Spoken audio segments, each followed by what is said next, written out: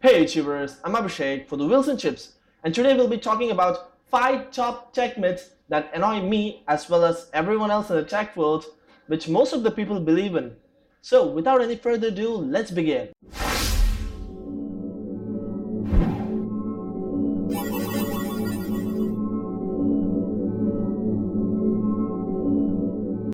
Myth number 5. Your LED TVs are vastly different from the LCD TVs. This is one common myth which most of the marketing agents use to sell their TVs. But that's not true because most of the LCD and LED TVs share a lot of commonalities, like having the same LCD panel except for having the change in the backlighting. An LCD TV usually has an LCD panel with a fluorescent backlighting, whereas an LED TV usually has an LCD panel, yeah, you heard that right, an LCD panel with an LED backlighting on the edges, usually. There are also full matrix LED TVs that use a complete matrix of LED, although they're pretty expensive and they're generally not that different from an edge-lit LED TV. So there you have it, that's myth number 5. Moving on. Myth number 4. If I have a lot of bars on my mobile phone, that means I have better service. Well, that's not really true because the number of bars actually indicate the signal strength and not the mobile service quality. You might have a lot of bars because you have a cell phone tower right next to you.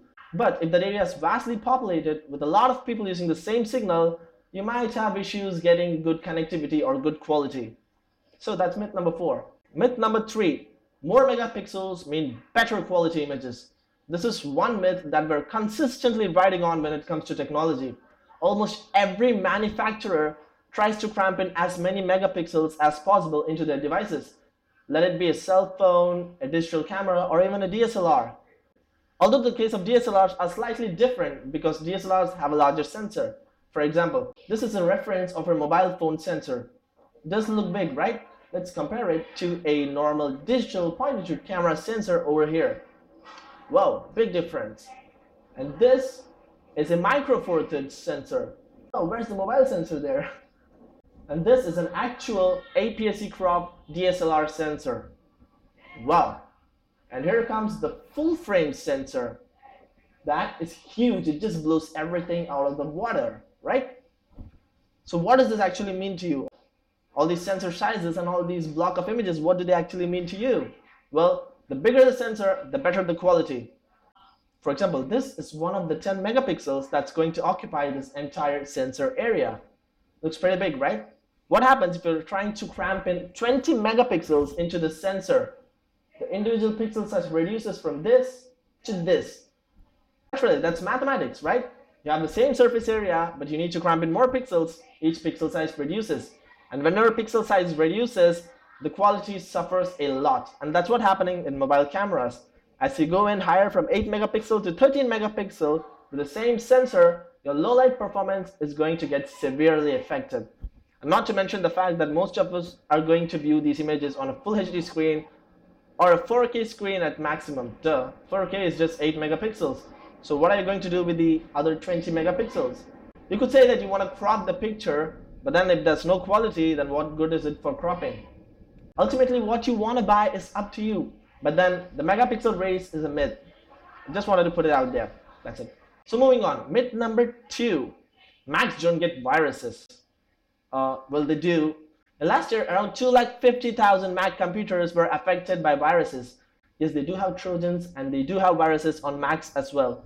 But then the level of severity is slightly different from that of PCs because it's pretty easy to create an executable file on a Windows PC that can download itself onto your computer and install itself and then run it. But then that's not the case with Macs. Usually Macs have very good restrictions. An executable cannot auto-download itself on a Mac and install or run itself. That's one good thing the Macs have, but then they're not fully virus-proof. So you might want to have to install an antivirus on your Macs. Even then it's not fully virus-proof, but then that gives you peace of mind. And coming to the myth number 1, expensive HDMI cables are almost always better than the normal HDMI cables, which are available for as cheap as $3. Because they offer excellent audio quality and video quality. Duh, no, because HDMI cables transfer digital signals from the sender to the receiver as in ones and zeros. So they're not usually prone to analog interferences that you might have seen in your analog cables from the past. Your analog cables are usually prone to interferences because they transmit analog signals. whereas HDMI are not prone to those kind of interferences as long as you don't bite the cable. So there you have it. If you like this video, please give us a like and subscribe down below. That really helps. I'll see you in the next video. Until then, it's bye from Abhishek.